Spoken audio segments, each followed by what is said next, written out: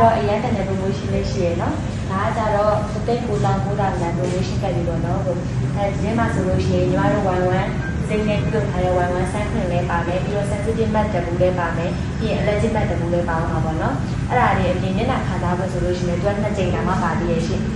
နောက်ပြီးတော့နေ့နေ့သုံးပစ္စည်းဆိုလို့ရှိရင်သူက1-1လို့ပို့ပါတယ်ထီးလေးပါတယ်ဒီထီးဆိုရိုးရိုးထီးရင်လည်းမတူသူကကြတော့နေအောင်ကြည့်ကြအောင်ကောက်ွယ်ပေးနိုင်တဲ့ထီးပေါ့နော်အဲ့မျိုးထီးတက်တက်လည်းထည့်ပေးထားတယ်နောက်ပြီးတော့1-1လို့ပို့ပါတယ် brand အိတ်တစ်လုံးလေးထည့်ပေးထားရရှင်8သိန်းကျော်လောက်ကျတယ်ရှင်အခုကကြတော့ promotion လေးလည်းရှိတော့3သိန်း9တောင်းပို့တော့လည်းခါစားခွင့်ရတာပေါ့နော်ဘာ